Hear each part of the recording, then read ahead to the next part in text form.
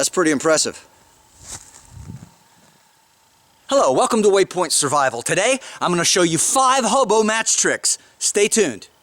When you read books, magazines, and newspaper articles from the 1920s and 30s, you find out that for the most part, although they were aware of flint and steel and rubbing 2 sticks together with a friction fire, that pretty much everybody just carried matches.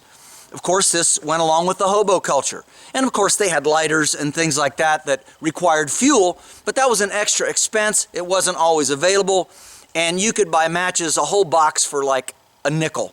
So you could have 200 or 300 matches at your disposal of the large box, and then the smaller ones were maybe a penny or 2 for the wooden matches in the small kitchen-sized box. So again, very simple, very easy, and one of the articles that I was reading said make sure and carry several matchboxes with you in various parts in your pockets and your clothing as you go into the outdoors. So they might have had a couple of 100 matches on them at any given time when they went into the backcountry. One of the problems that all outdoorsmen faced back then, as they still do now, is the problem of how to deal with dampness and what to do with your matches when you're carrying them, if you would fall into a creek or a river, or if it's just really damp, really wet outside, and a cardboard box of matches with wooden matches inside are usually pretty susceptible to moisture, especially carrying it in your body humidity, and there's just a number of problems.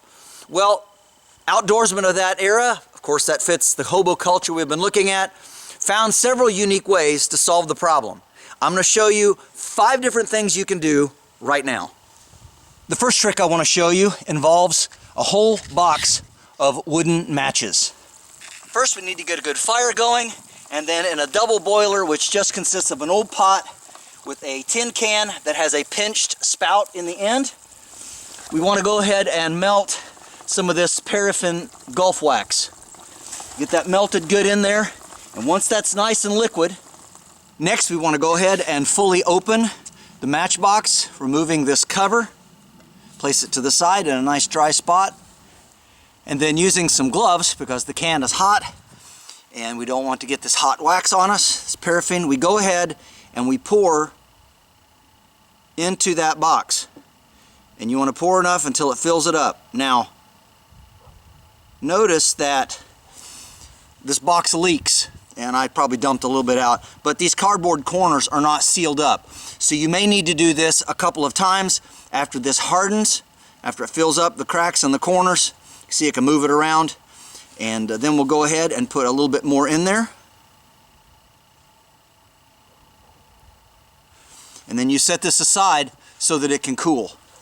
After it's cooled, go ahead and slide the box back on top, and what we have now, we have some matches that are embedded in wax. And now all we have to do to light a fire is just dig in here and get one of our matches out, just like this. And you might tear the box a little bit, but that's alright. You can pry it out with your tip of your pocket knife if you want. But now, this got a little bit of wax on here. We can easily strike that, and it makes our match waterproof, and with the addition of the wax, of course, makes it burn even longer. Before we get too deep into the video, make sure and pre-subscribe for the $50 WayPoint Survival Digital Class. The price will be going up after it launches, so this is a prepay special. It's only $50. It covers all of the important survival topics that we teach in our Phase 1 class. Make sure and check that out. You'll find the links below.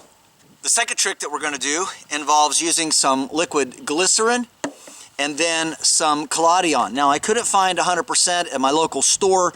You can order it online. Amazon does carry it. But I found that this Dr. Scholl's carried that in there. This is the packaging. And they recommended 2 drops of glycerin to 100 drops of the Collodion. So we're just going to go ahead, and since I don't need these for my feet,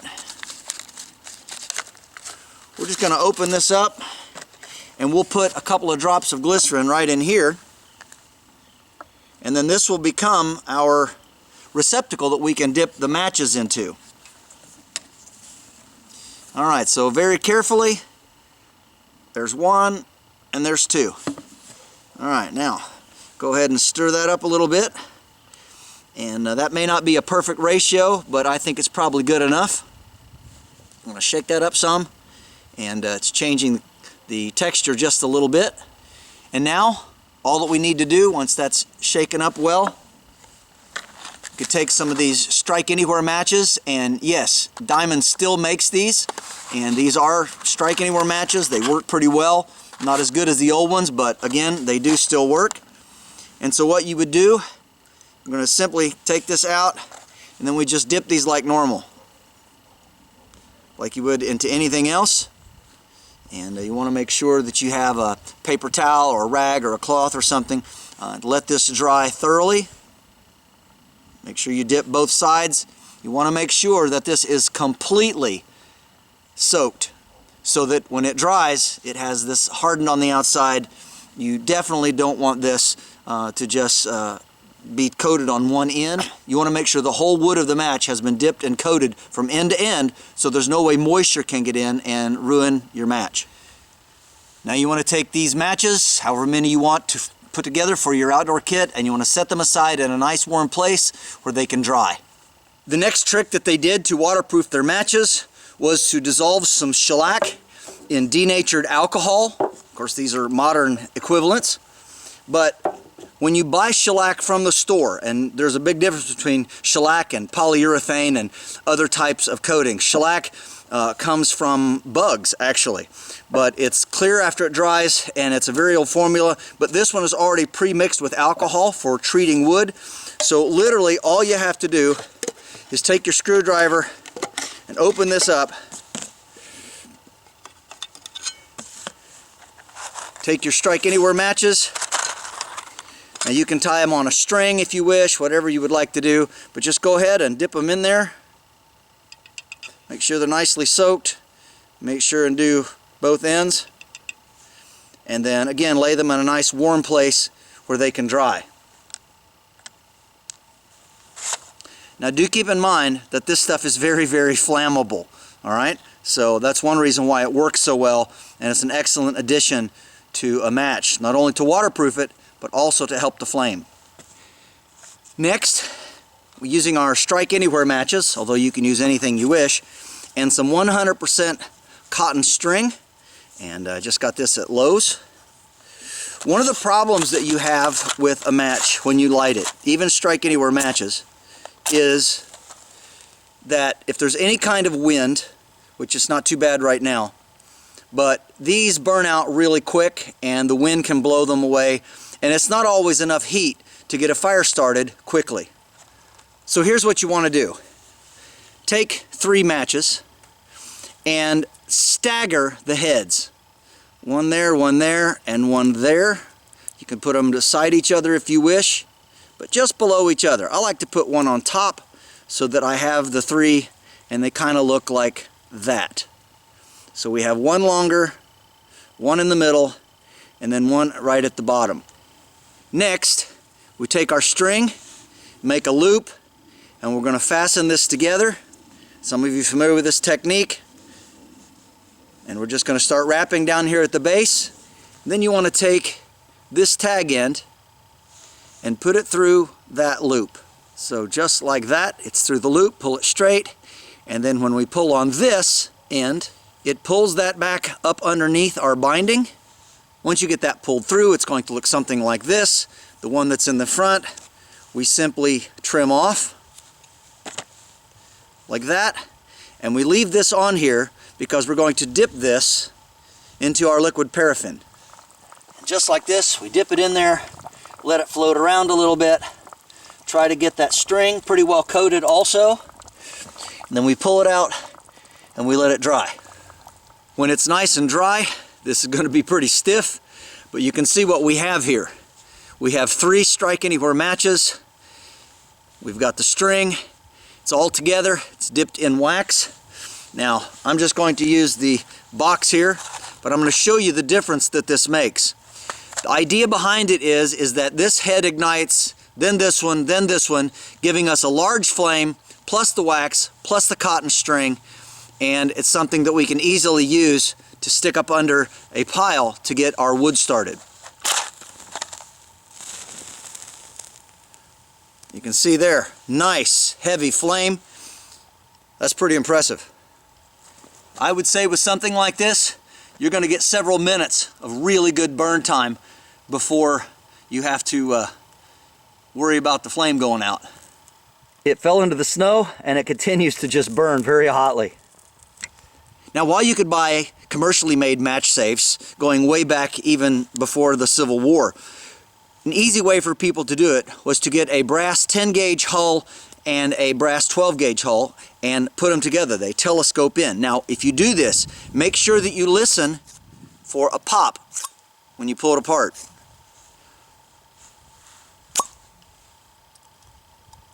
It's very important that it has a good seal. There you go. Okay, now what we've done is we've got our matches in here that are waxed and coated, and then because these are not strike anywhere matches, we also have a little bit of striker. Now, one thing that was recommended that you do is you could pull this out like so with this string. But there's a reason that's in there. I'll just pull this out quickly. At the very bottom of this is a piece of cotton rag that has been dipped in wax.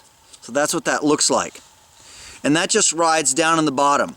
Now you can light this. This will actually act as a fire starter. But putting it down in the bottom, it also enables us to pull the matches out a little quicker, especially if it's cold like it is out here.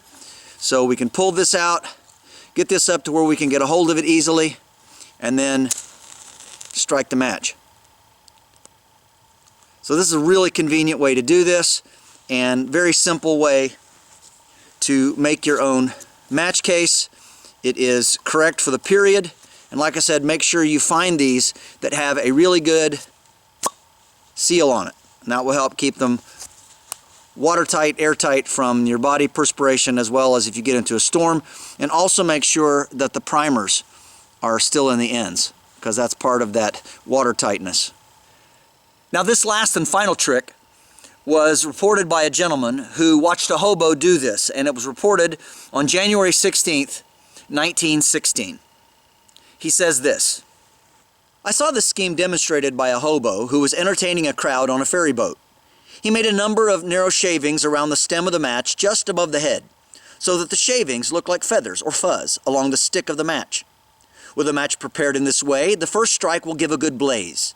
Care must be taken not to cut the slivers or shavings too deep, or the stick will be weakened and the head will break off in striking." This is James Bender for WayPoint Survival. If you like this video, please give it a thumbs up. Also, make sure and check out the links in the description box below, just under the More button. While you're down there, you'll also find our WayPointSurvival.com link. And this is where you can sign up to take survival and bushcraft classes at our beautiful training facility here in Southern Ohio. And don't forget to prepay for our $50 online digital class. You'll find that link as well in the description box below. And if you haven't already subscribed to our channel, please do so. We'd really appreciate it. And when you do subscribe, make sure and press that bell button so that you can stay notified of all of our upcoming videos, and we'll talk to you next time.